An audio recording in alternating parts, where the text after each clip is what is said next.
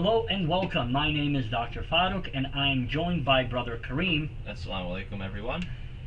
In this series, we're doing a chapter by chapter exploration of Sayyid Hussein Nasr's book, A Young Muslim's Guide to the Modern World. We'll be focusing on one portion of a chapter in these sessions and delving more deeply into the ideas within the passage, like what implications you can draw from it, what conclusions you can come to, and showing you how to read these kinds of complex texts more closely. Now, in today's session, we'll be looking closely at chapter 1, which is called Islam, the Noble Quran, and Hadith, Revelation and the Meaning of Religion. Alright, so what caught your attention in this chapter? Alright, so let's take a look at page number 12. The first full paragraph on that page starts with, "The Noble Quran contains at once a science of reality or metaphysics, or what one might call knowledge of the ultimate nature of things, an ethical code which is the basis of Islamic law and a sacred history. The Quran contains metaphysical teachings in the sense that it expounds teachings concerning the nature of reality. In fact, most of the verses in the Quran deal not with laws or ethics, but with the nature of reality. Most of all with the nature of Allah, the transcendent truth, the one reality which is above and beyond all that we can conceive and imagine, and yet is the source of all that exists. The Quran also deals with the nature of the world, not only the physical world, but first of all the angelic world, the world created by Allah above the world that surrounds us, above the visible world. And finally, it concerns itself with the visible world." Now, That's the pretty first simple, thing, right? Sure, real simple. Alright, the first thing that jumped out to me here is the word metaphysics. What exactly is metaphysics? Right, so we get the term metaphysics from the fact that somebody translated Aristotle, and when they got to this part of his study, what they had translated prior to that was called physics, and then this book did not have a name, so they named it metaphysics, meaning after physics. But the name kind of stuck, and then we also take it to mean, meta can also mean beyond. So when we talk about metaphysics, we're talking beyond the sort of physical, material realm of things. So really, metaphysics is the study of principles that underlie reality, right? The kinds of truths that ultimately govern reality. And of course, that answers your question about as well as absolutely nothing. So I'll give you an example. If you look outside, you'll see that there's a tree growing, right? And that tree gets its nutrients from the soil, it gets water, and it gets sunlight, right? And yet, despite the fact that it has these like sort of three basic things that are going into it, it creates a vast myriad of different things about it. So you have roots, which are different than the trunk, which is different than the branches, which is different than the leaves, which is different than the flowers, which is different than the fruit. And so all of these different sort of parts of the tree are all made out of the same thing. And when you look at it, you instinctively know that there has to be some sort of a process that actually governs how those resources are distributed. Because if there wasn't, you would end up with the same thing you end up with if I took a bunch of dirt, a bunch of water, and some light, and I sort of put them all into a bottle and shook them up, right? You're either going to get a completely homogeneous mass if these things sort of completely intertwine, or they're going to separate out by sort of mass, and that will be it. And so we know that there is some kind of a principle to what it means to be an oak tree that will govern how those resources are used in order to make these different parts at different times of the year and so on and so forth. And then later down the road we found out that there is a principle that does that, and that principle is called DNA. But this idea of principles behind everything is crucial to explain why things work the way they work, right? And so principles are never material things that you can touch. They are ideas that we use to anchor our understanding of the nature of reality, of the nature of human nature, and then how our human nature is supposed to properly relate to the nature of reality. And it's a concept that's found in every traditional society as far back as we can look. All right, you spoke a lot about principles there.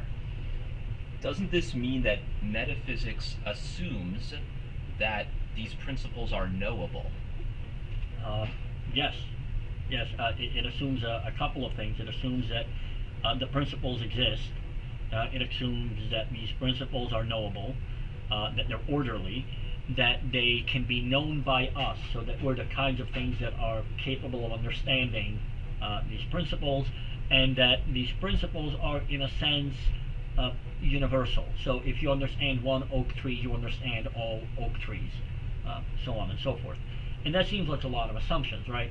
But you're going to find the exact same problem if you want to look at physics. You have to assume that the world that you experience is roughly a functional representation of the world that actually exists. You're going to have to assume that the world is orderly. You're going to have to assume that it's knowable by creatures like us, because otherwise you wouldn't do physics, right? Sure. I mean, can you imagine that sales pitch? Come join our department and work on a thing that you will never understand. Sure. You have to also assume that every event and entity in the universe can be represented as a mathematical equation. And you can't know that until you actually do, in fact, manage to do that for every single event or object in the universe. So that's a lot of assumptions that go into being able to do a science. And so in this sense, metaphysics is no sort of less science than these other sciences. It just sort of deals with a completely different set of questions. Sure. All right. Let's say I'm a common person who is living an ordinary life. Work a job, got a family. Why should I care about this at all? Do I really need to know this? To a certain extent, I think you do. Now, you may not need to spend your entire life digging into the profundities of metaphysics, but you have to already be using them if you are here as an ordinary person. Right? You have certain assumptions about how the world is and isn't, and based off of those assumptions, you understand what you should and shouldn't do, and how you ought to act or not act, and what the world is going to look like if you act one way instead of another, so on and so forth. So that part is already sort of baked into your DNA, because as you look out at the world, you have to give what you see some kind of meaning in your life. And if you've ever sort of, you ever like lose your keys? Sure. And then you're late to somewhere, and so now you start running through your house, and oddly enough, you no longer see the items in your house as items in your house. Right? You don't see like a glass on the table and a plate and a laptop. You see the world as only one of two things: keys and not keys. Right? So the meaning of what you see, how you interpret reality, changes based off of sort of layers of importance. And those layers of importance, the hierarchy of values that you have, is ultimately based off of your starting assumptions, and all of that is pure metaphysics. So to a certain extent, you're already stuck doing this. Understanding at least a little bit of it will help you clarify what you think and what you believe, and avoid conflicts when it just turns out that the other person has different starting assumptions, right? There's no argument to be had. We just assume different things right off the bat. And so you can actually understand other people better. So those are some of the benefits for lay people without having to spend years studying this stuff. All right. So how could you figure out that someone is essentially working off of a different metaphysical framework from you? Well, you might ask them, and if they have any idea of what you're talking about, they might be able to answer. But the problem there is people sort of lie, right? You ever see a little kid with chocolate all over their face, and you're like, "Did you eat the chocolate?" And they're like, "No." Sure. So one of the easier ways of figuring out the let's say that the starting assumptions of people is you take a look at what they do over a longer period of time. You can't base this off of one action. And then you take a look at the results they're getting and whether or not they're happy with those results. And you know that by whether they keep doing the same thing over and over again, right? If I find out that slamming my hand in a car door hurts a lot and I don't actually like it, then I'm going to, take some precautions not to keep slamming my hand in a car door. But if you see somebody slam their hand in a car door, and they might look like they're in pain, but the next day they do it again, and the day after that they do it again, and the day after that they do it again, you're pretty sure that slamming their hand in their car door is what they want, right? Now, why do they want it? You'd have to sort of observe more of them over a longer period of time to sort of see what's going on. But that's one way of sort of figuring out the intent of people, and the intent is sort of directly based off of your off of things that you perceive as beneficial and harmful. So when I went through this passage, you have at least part of my answer, which is much longer than what Sayyid Hussein Nasr gives us, because he's sort of assuming that everybody else is at home with terms like metaphysics, because he's a genius level thinker, and the rest of us are, well, frankly not. So you have this idea. He says metaphysics are what one might call knowledge of the ultimate nature of things, right? So that's what metaphysics sort of ultimately is. That's one of the definitions, and you've sort of seen that. And he notes that the majority of the verses in the Quran don't deal with laws or ethics, but with this nature of reality. And part of the reason for this is something like this. Understanding how your values are structured based off of metaphysics is the thing that's actually going to tell you what you should and shouldn't do in terms of ethics. And understanding your ethics is the thing that lets you know what you should and should not push for in terms of laws. So it makes absolutely perfect sense that you're going to spend most of your time focusing on here's how you should understand the world, and then from there the rest of these ideas just sort of precipitate out. In fact, when I teach my ethics classes, I spend significantly more time dealing with how to understand metaphysics than I do on any one particular ethical theory. Because once you have this underlying idea of how to take these theories apart, it becomes really easy to understand them and sort of see where they go with it. Sure.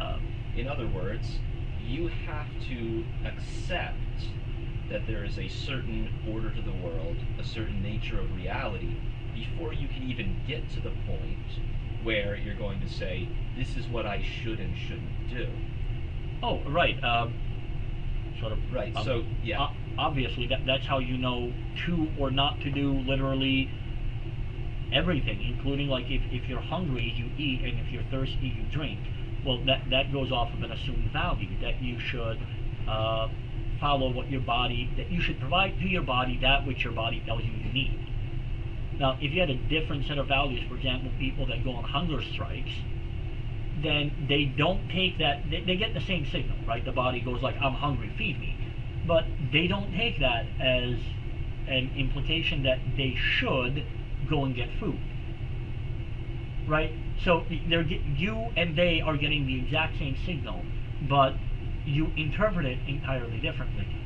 As a really sort of dumb example, if I tell you that the Tesla stock dropped by 50% today, right? Let's say that's a fact.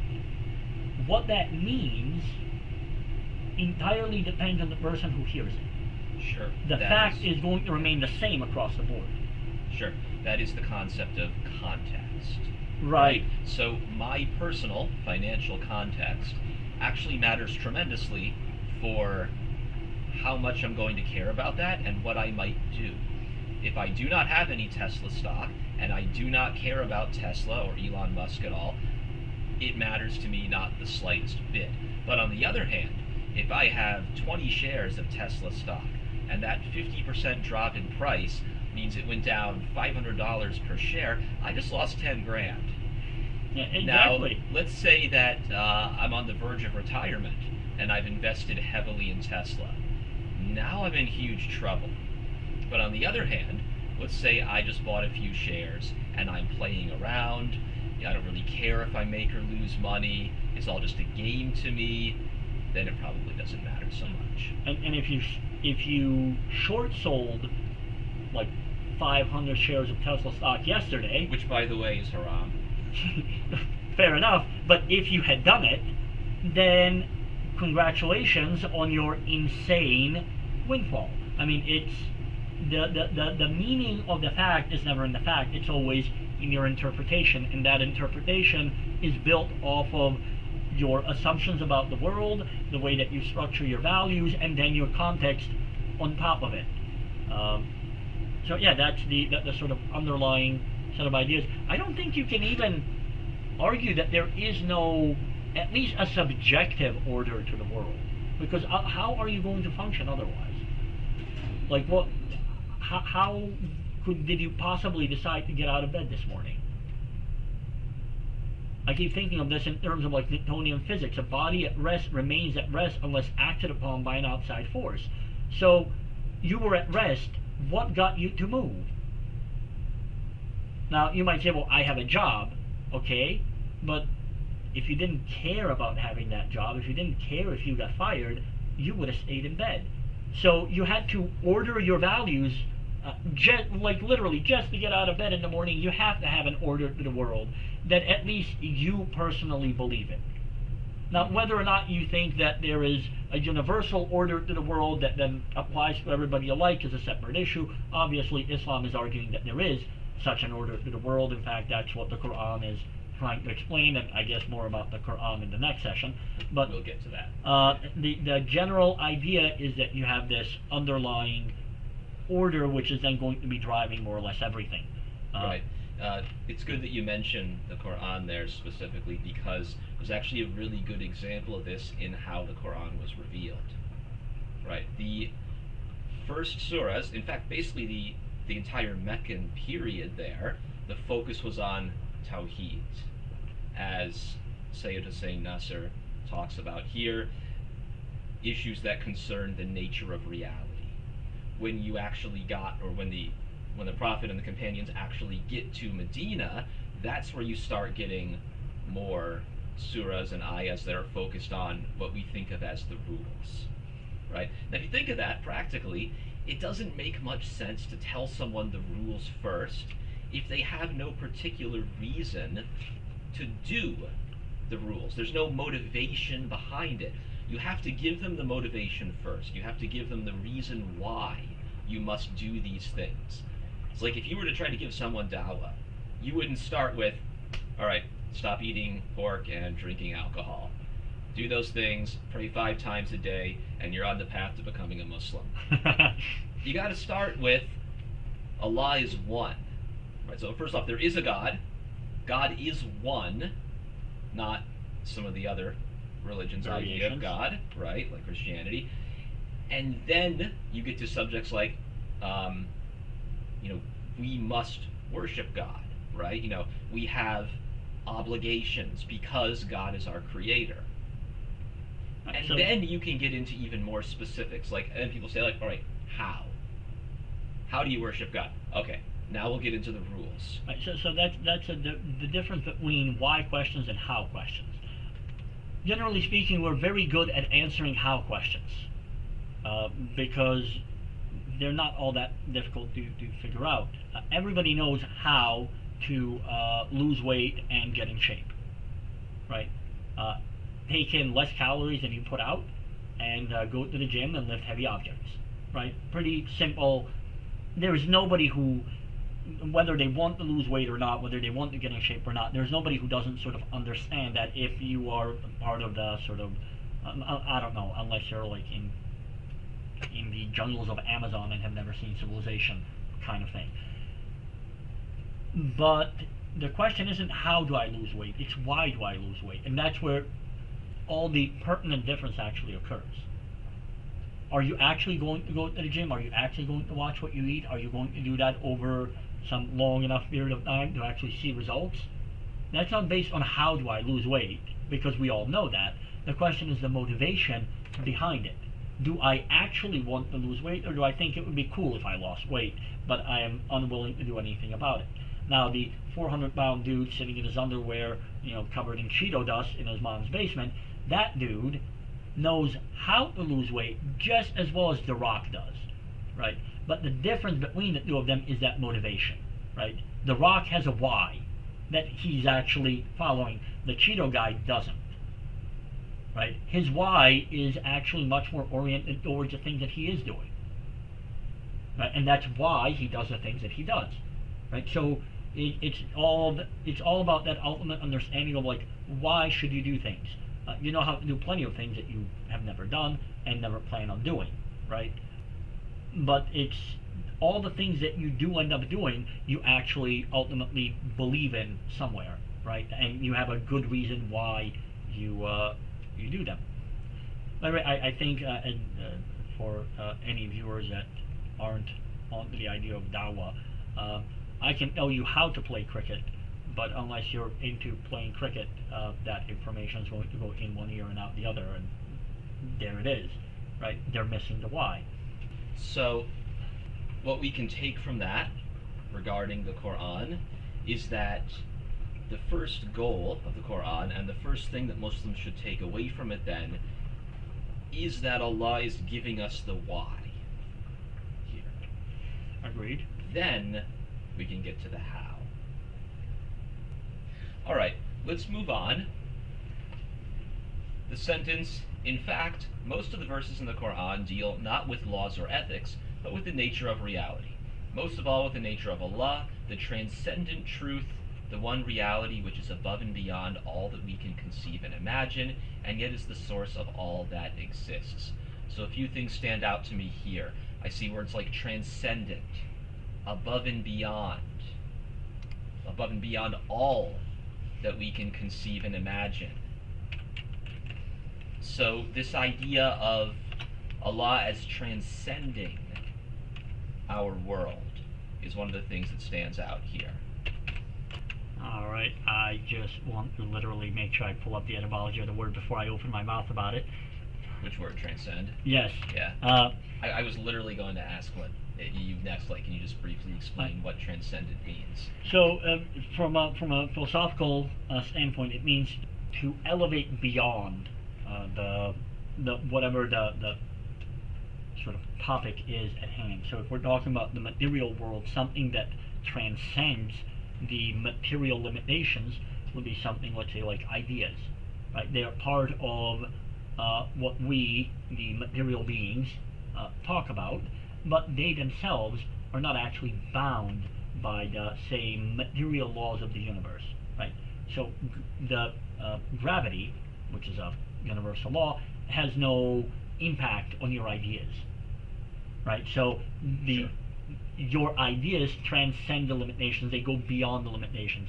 I'm looking here at Etymology Online, which is a resource I highly recommend to everybody.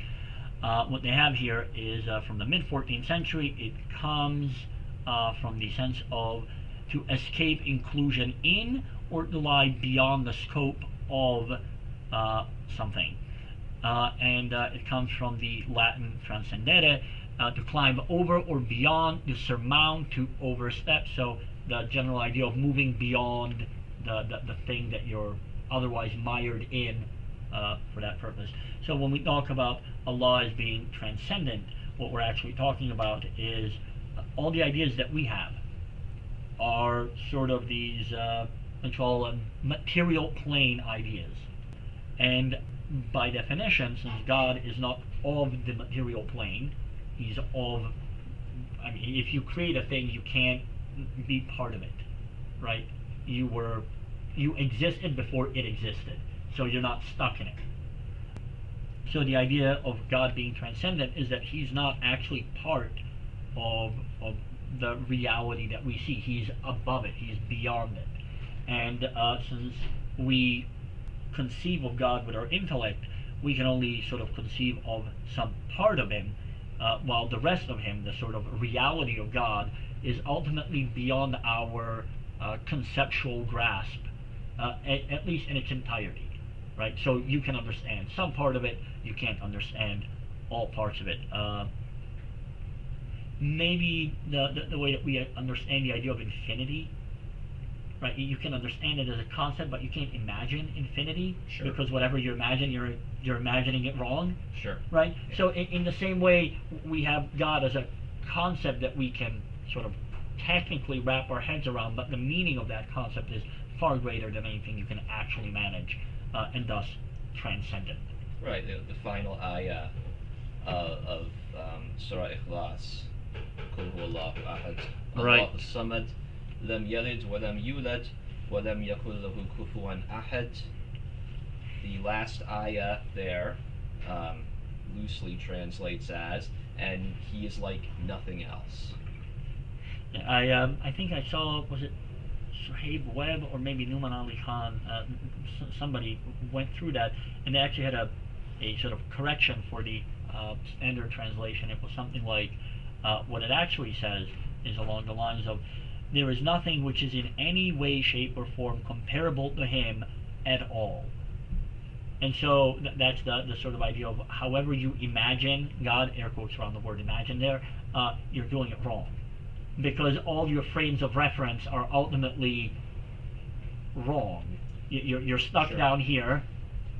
The reality of God is transcendent above that, so however you try to picture it, you're always using the wrong tools.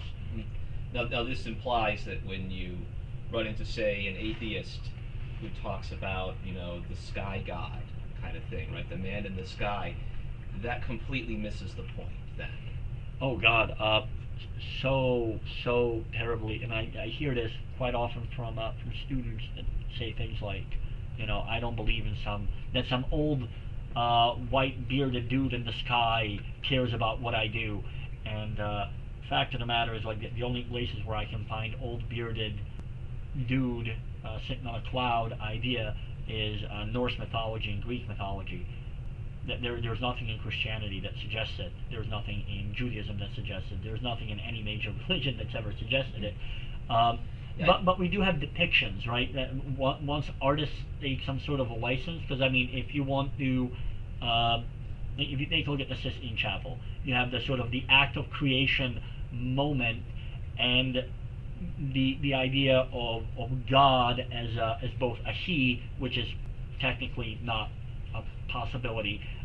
It's just sort of what gendered languages do. But you have to represent God in some way, and that was the poetic license taken by Michelangelo, because that's what he does, right? He's an artist. And then we took those visuals and we ran with them, and I'm sure that he was in fact influenced by Greek portrayals of things and so on and so forth. And then we end up with this idea that God is this hyper-limited person, right? You get something like Greek mythology, because if you ever actually bother reading Greek mythology, their gods are just atrocious. They're not human-like. They're way worse than humans. It's like Real Housewives of Olympus, right? That's the plot to everything to deal with them.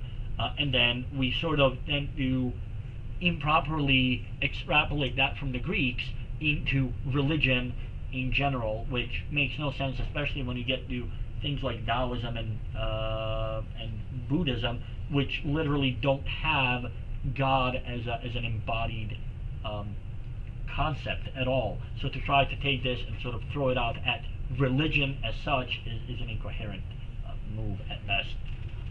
All right, let's move on now to another line in the text. This one is going to be back on page 3, and I believe it's pretty closely connected.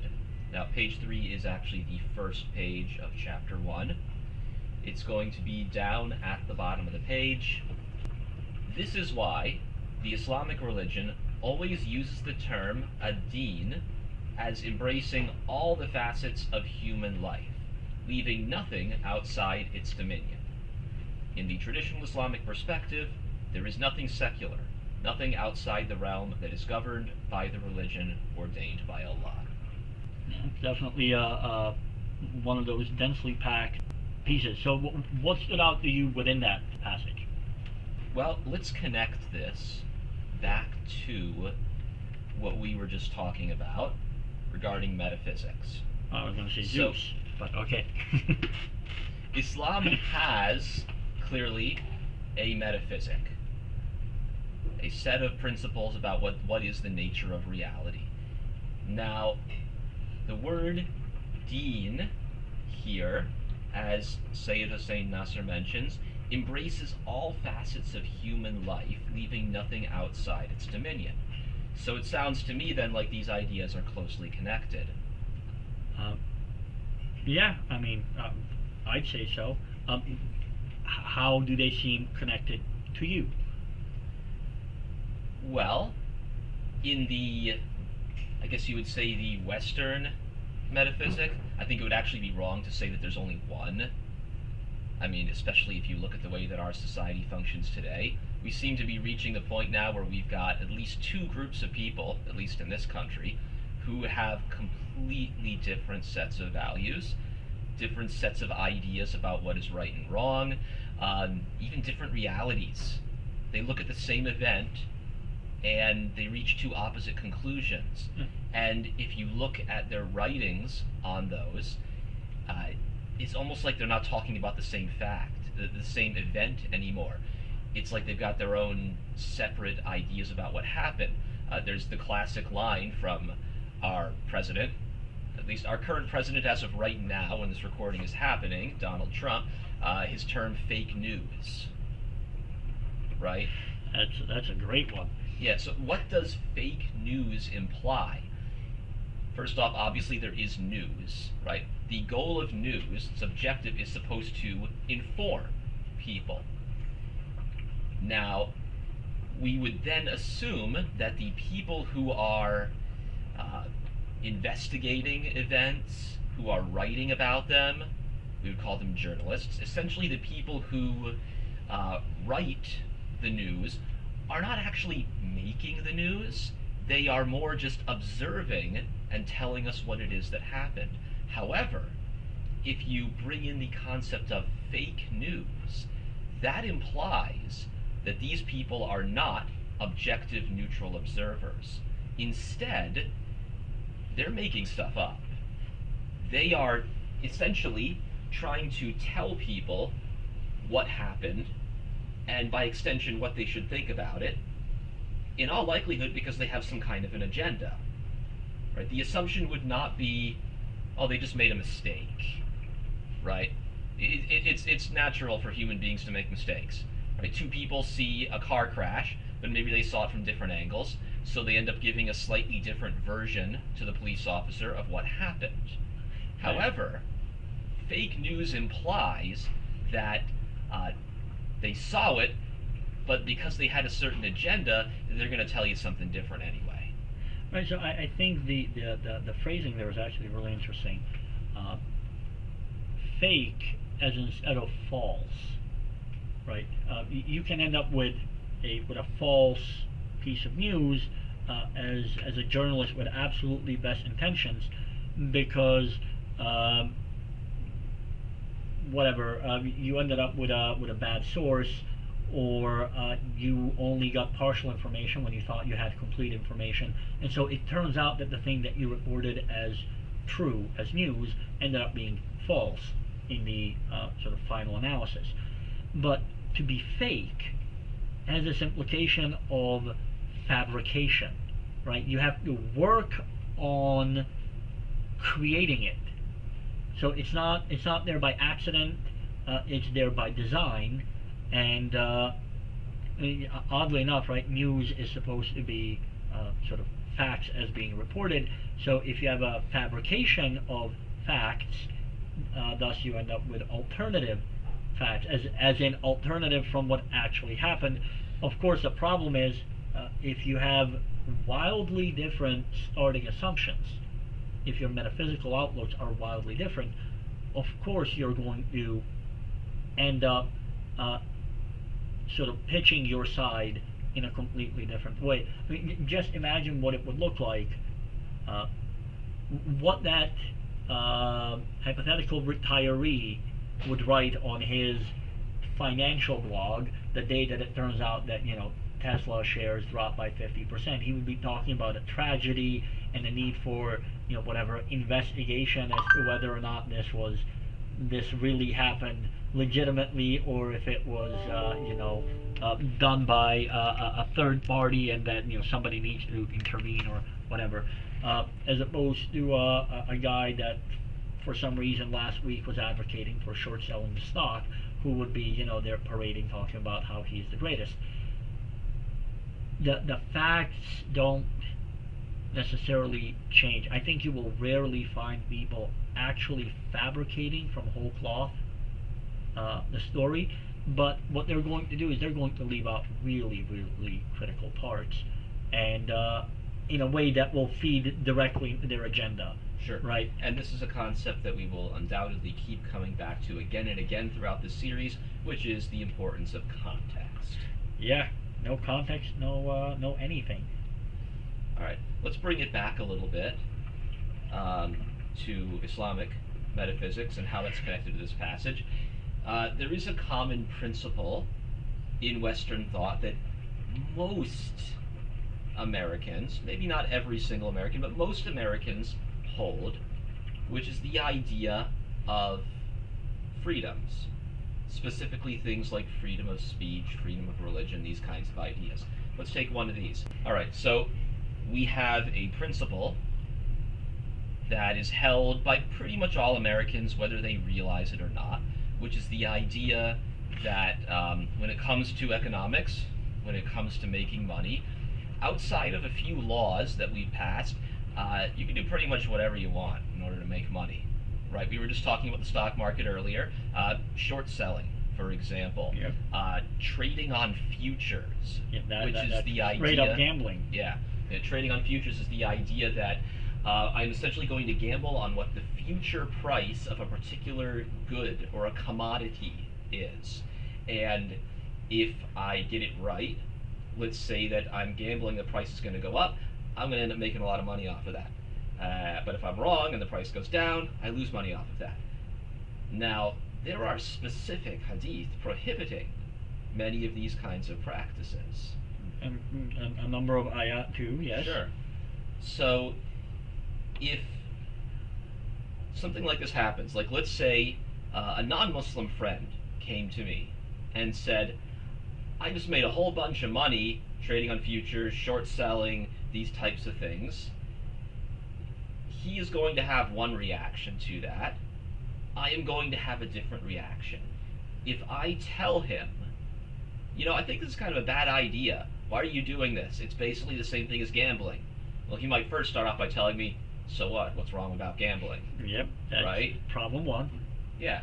So then I have to be able to answer that.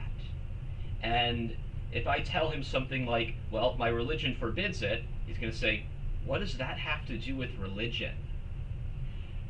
That is where we come back to this topic. Islam embraces all the facets of human life, leaving nothing outside its dominion.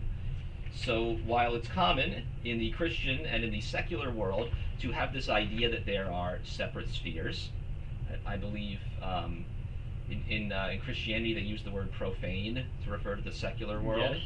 Yeah. So they had this idea of these separate spheres. Similarly, even in secular Western culture, it's the same idea. In fact, some Western countries have gone even farther to the idea that religion should be a strictly private matter. In the home, in church, or wherever your house of worship may be, and that's it. France, for example, would be a great example of that. They have taken it to the extent where they have laws passed that are saying you can't wear religious symbols in government buildings.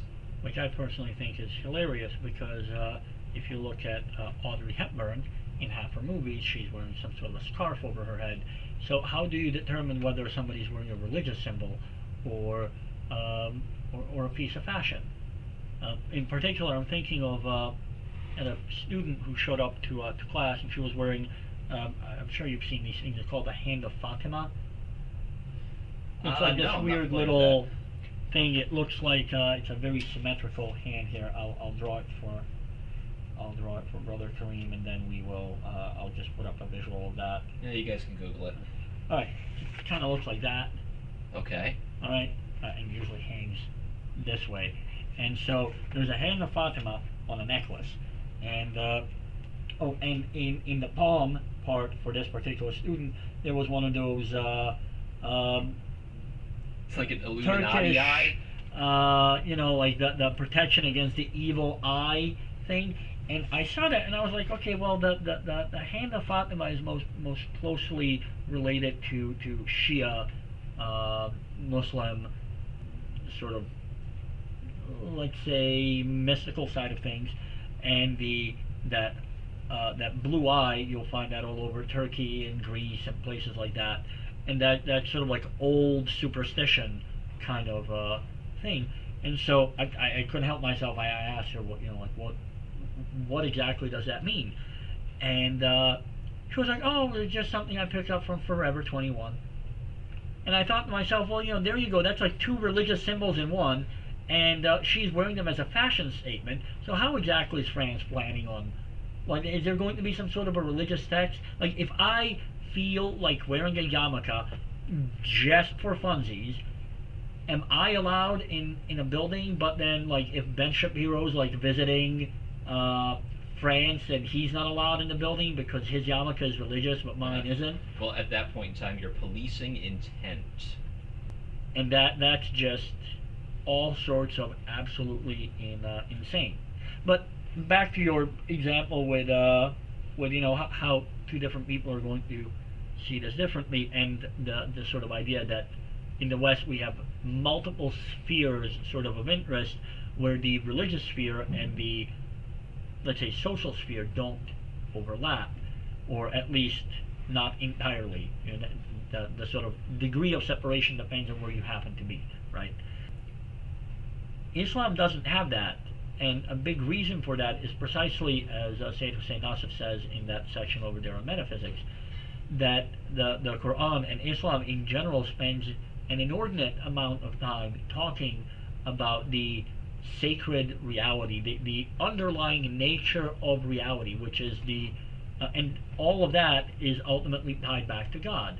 So, because there is nothing that is not understood as being created by God or governed by rules, and therefore we have to have a specific kind of relation to that thing because there are now rules that govern that interaction.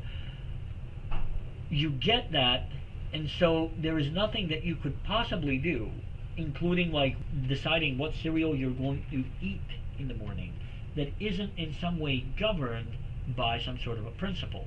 Now, that might sound like severely micromanaging your religious population, but these are supposed to be one, understood as sort of personal governance for things like cereal, right? The government Sure. should not be going out there and deciding whether you should eat Wheaties or Cheerios. But what you purchase and how, and what is the relationship of spending that money to who it is that you're spending that money on, who it goes to ultimately, and what are the other things that you could or maybe should be spending money on. These are all the things that come into sort of play, right? So if there's nothing wrong, let's say, with buying a car, right? You need a car, you buy a car, it's all good. But if you are deciding to buy your fourth car, and there's only one of you, and you are skipping going to Hajj because you won't have enough money, Sure. then you see like what happens there. So all of a sudden, what ought to be an otherwise secular transaction, right, you purchasing a vehicle, has this metaphysical and ethical element that kicks in on how you're going to make that decision or not. And this isn't true for everything that a Muslim does, because everything he does happens in a world which is governed by principles that he has to have the right kind of relationship with. And thus nothing ever falls outside of the dominion of the rules presented, of the religion presented by God Islamically, because it's all ultimately under the same heading. There is no like, well, this doesn't concern God. Sure. So a common secular objection at this point would be to look at this and to say, to me, this seems totalitarian. Right? Totalitarianism is a governmental system in which the government doesn't just want you to do everything. That would just be authoritarian. Instead, the government wants you to think the way that they do. They want you to, not just do, but also believe that these things are the right things that must be done. And we have a strong aversion to that. Now, a major reason why we have such a strong aversion is precisely because it is government. Human beings are inherently flawed and fallible.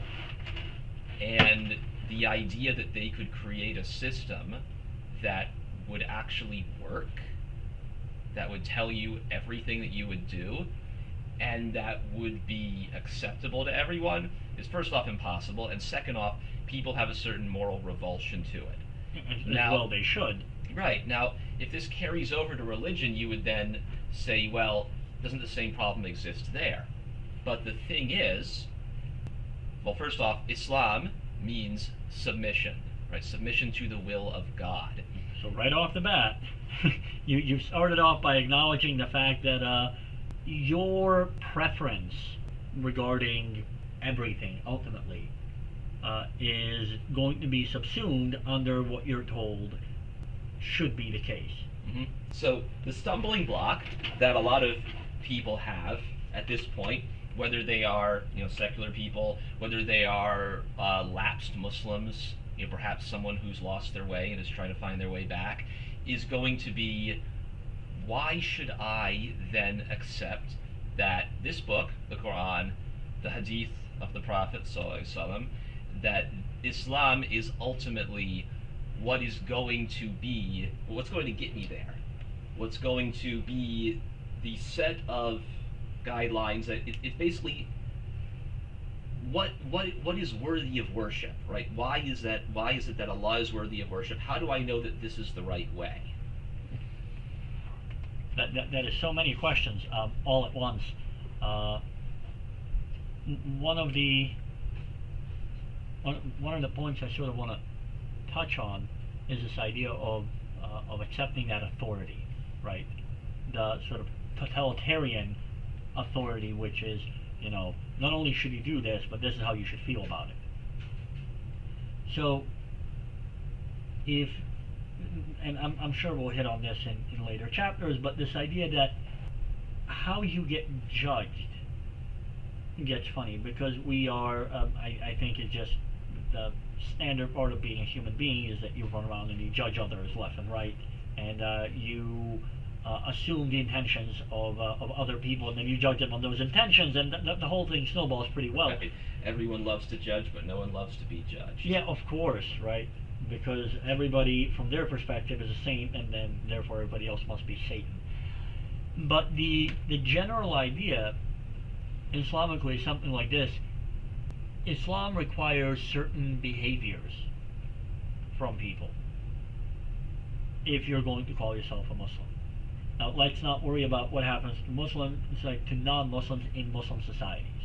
That's a much longer sort of discussion. The short version of it is they get to do the thing that they believe in, while Muslims have to do the thing that they believe in. But the idea of then judging people is actually broken down into two elements. You have the judging on external things, which is all that law and human beings can ever do, as opposed to judging on internal things or intent. These are things that are not readily visible, and all of that is reserved solely for the Day of Judgment. In fact, it is prohibited for Muslims to judge other Muslims or anybody else on their intent, because you can't possibly know it. That's sort of between the person and God. So if this is one of the sort of sticky points that we occasionally get to when we say things like, are these ISIS members really Muslim, right? Because they do things that's contrary to Islam. And while it would be great to be able to call them non-Muslims and sort of be done with it, fact of the matter is that still goes sort of back to intent. Islamically, the way you look at people like that is you go like, here's a person who claims to be Muslim, because that's all you can ever say about anyone, and here is their criminal behavior. How they justify their criminal behavior is sort of beyond the point. Is the behavior criminal? Yes, then it needs to be punished as you would punish any criminal behavior, right? So you pass, in fact, you see this in Christianity, right? You judge the act, not the individual, right? So if the act is criminal, then that is a bad act, and the person who committed that act is punished. But you don't make claims about their beliefs or disbeliefs, because that's not on you. And similarly, a government, Islamically speaking, is not allowed to mess with things that have to do with matters of intent. So if let's say you call yourself Muslim in a Muslim society, in an actually Muslim society, which we haven't seen for a couple of hundred years, but the government requires you to pay your annual sort of Muslim tax, which is the zakat.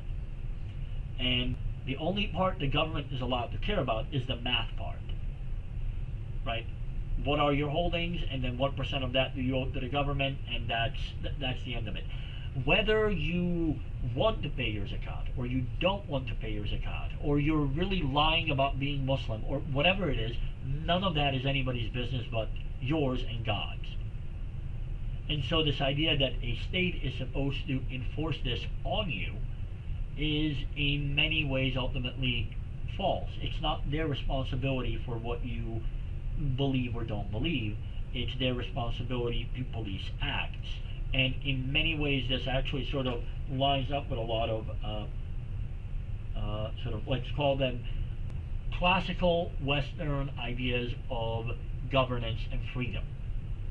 Right? You want your people to behave a certain way. Whether they do so out of fear of being thrown in jail, or they do that because their neighbors will praise them, the state doesn't care. They just care that the person doesn't, commit crimes, and that's sort of the end of states caring. If you go to places like North Korea, that's where you start getting the other bit, and that's like, you have to do this because you have to love our glorious leader.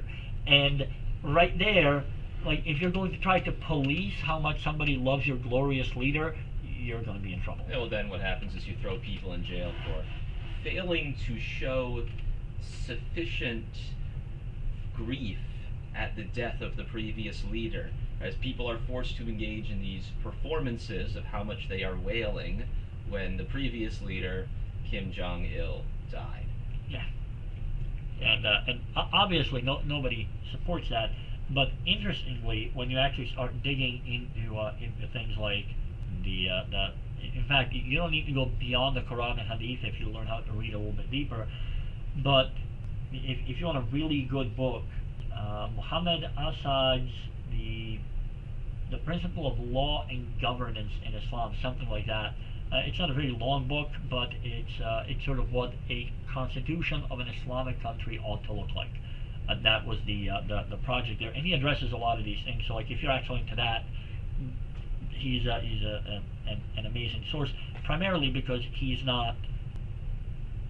doesn't come from a background that you traditionally associate with Muslims. He was born to a rabbinical family in Poland, and so when he decided to take the route of Islam, he had this very interesting approach, which was, why don't you go ahead and leave your culture at home and just give me the books, and I'll understand it that way, because y'all seem to be doing it wrong. So he's cool because you're not getting any sort of Arab notions out of it, nor are you getting, Persian notions out of it. You're just getting, like, here's what the text says and then we're done kind of Sure. approach there. Sure. Yeah, one last thing to say about this matter. There is a quote, I believe it is by Umar ibn Khattab, radiallahu anh. I believe it's shortly after the Prophet passed away, and he says something to the effect of, now we judge by what is apparent.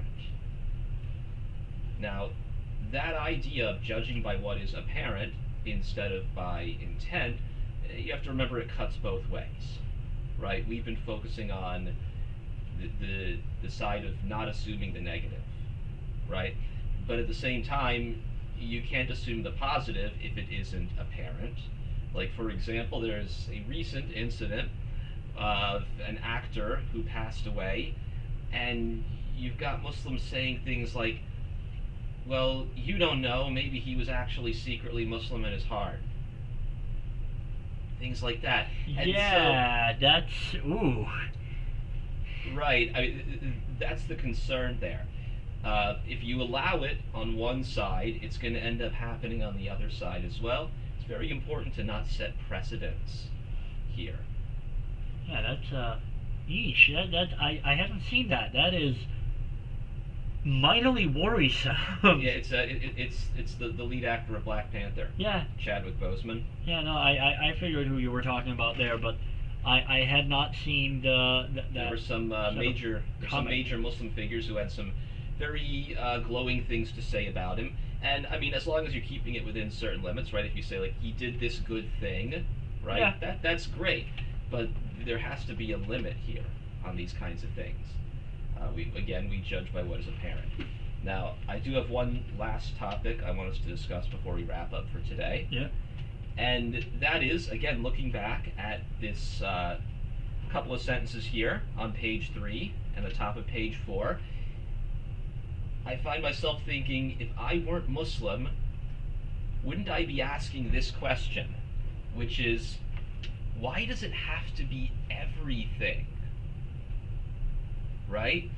So we spent a little bit of time on the subject of different spheres, but what exactly is the Islamic justification for why deen encompasses everything?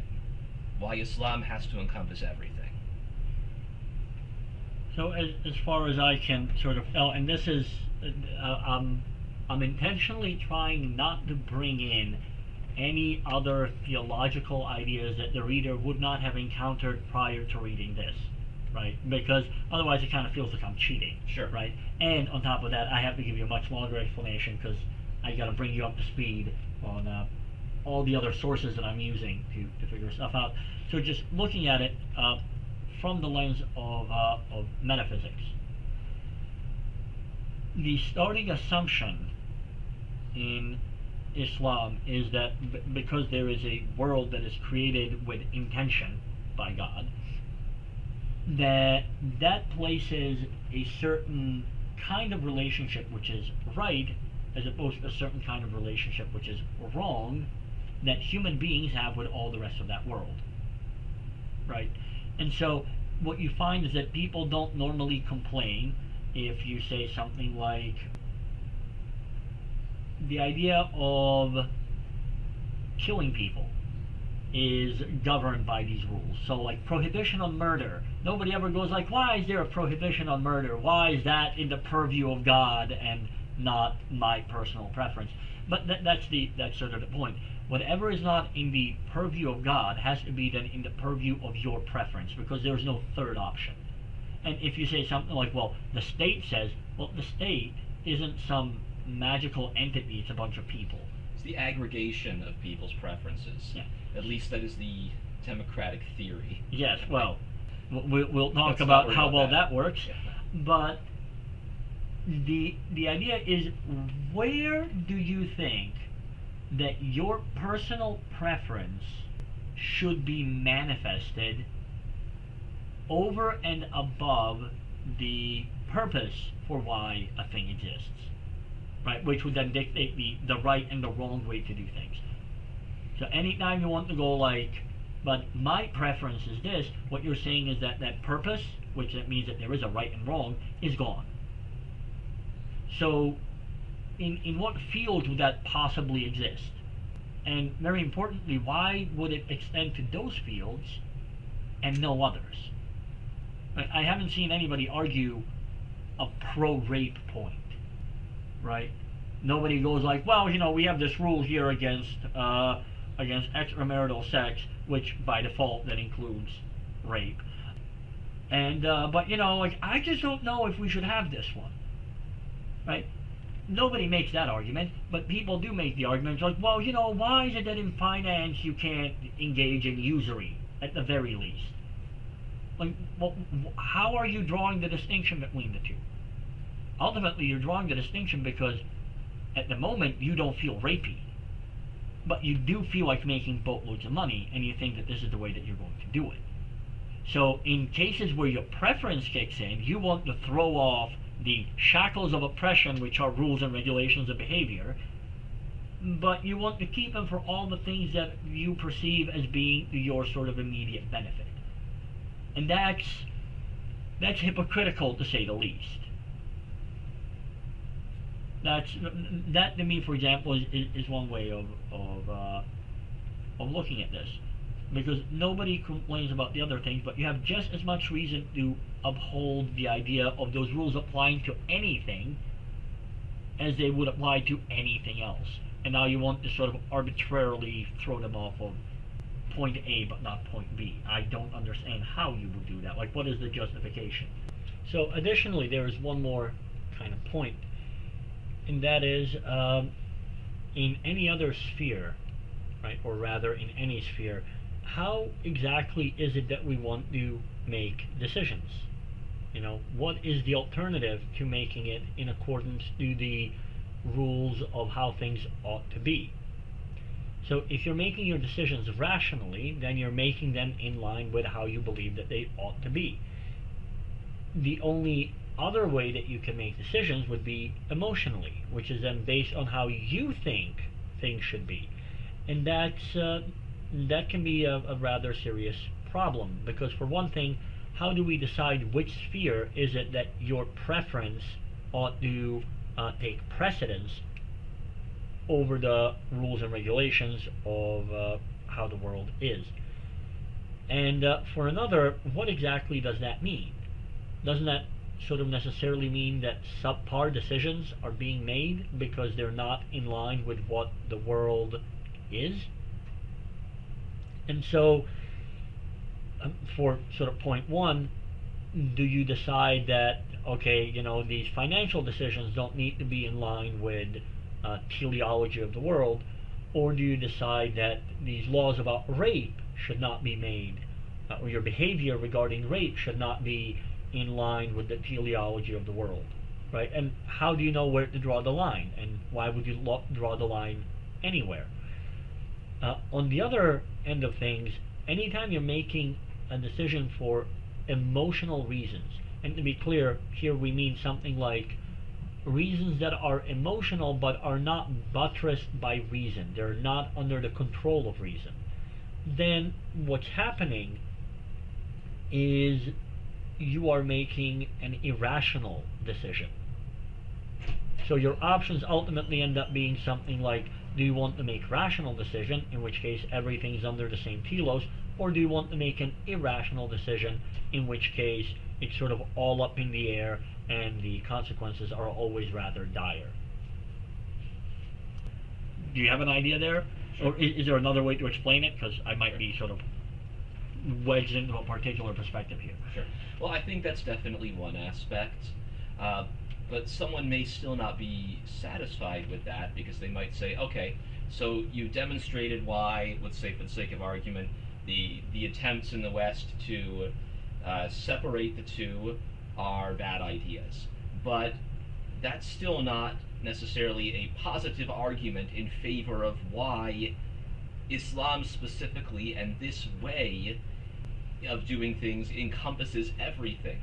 So one of the things that comes to mind then is the concept of submission to Allah, which we talked a little about before. It's covered in a lot more detail in chapter 2 as well. Now, the idea here is that if you accept that there is a creator, and that creator has the various characteristics that a creator would have to necessarily have, right, which is a huge topic. Yeah, I was going to say, there's like books of philosophy, plural, multiple plural, that are written about that. Right. You would have to accept, though, that then whatever your creator tells you to do, you must do, right? That your will has to be subsumed under the will of the creator, right? And if then the creator says, there are rules, or at least in some cases, guiding principles behind everything, well, then you have to accept that as well. That you must then use those rules and principles to guide everything. Right. And that doesn't necessarily mean then that you lack free will, which again, the subject of free will and determinism is, again, a whole separate subject that whole courses and books have been written about.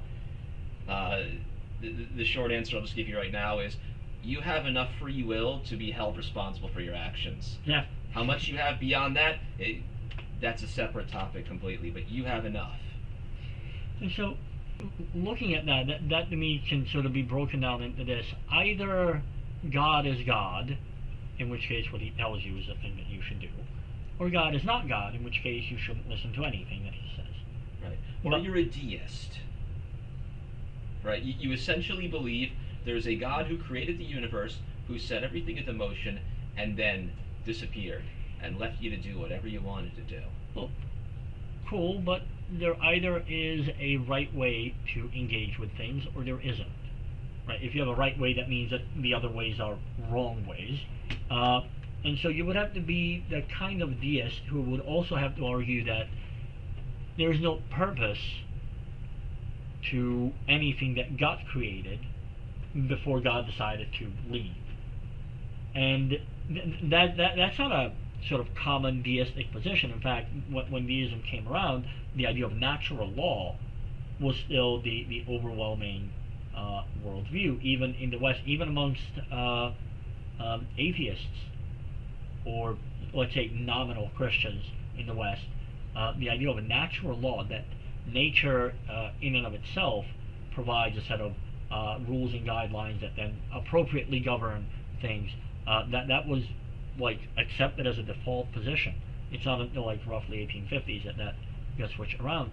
So I don't think even deists would, traditional deists would sort of take that view. I mean, either there is a purpose or there isn't.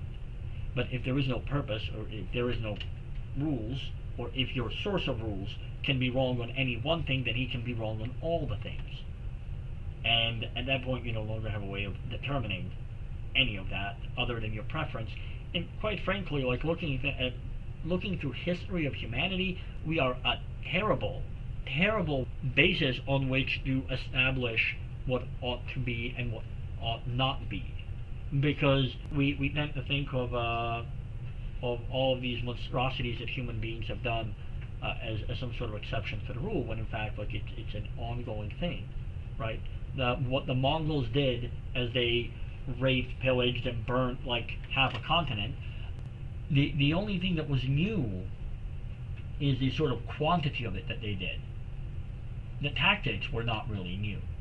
Everybody had seen those tactics. Sure. That was standard behavior. And people might be thinking like, well, I don't feel like murdering and raping. It's like, well, of course not. Not at the moment. Like, right now, you're probably sitting somewhere and you don't feel like murdering anybody. But wait until you're running late for work or something, and then some idiot on the highway cuts you off. And if you had a button you could press in your car to just, eject them and their vehicle off the highway, like catapult-wise, you would, at least once, right? So the question isn't like, why would I do such a thing? At least historically, the question is more like, why would you refrain from doing such a thing when you feel like doing it and you have the option of doing it, right? Because otherwise you have all sorts of additional problems. In terms of freedom, I just have a sort of general point, because as Saint Hussein Nasr points out this idea, I think it's actually in the next chapter, just the notion that religiously you don't just count until the end of your physical life before nothing matters.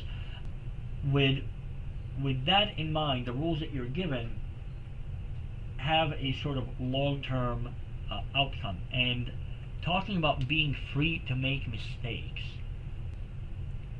I mean, you don't make mistakes on purpose. I mean, if you do, then they're not mistakes. They're the thing that you intended to do. Pretty sort of straightforward. Sure. Just the ability to make a mistake does not imply freedom. Like, you can do math and make a mistake. right?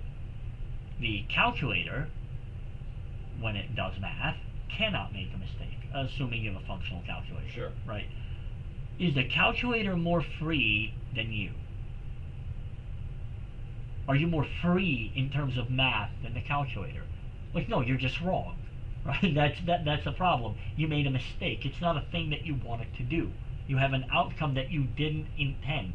So freedom towards things that you didn't intend is essentially that sort of idea of like, I'm free to screw things up. You don't actually want to screw things up, right?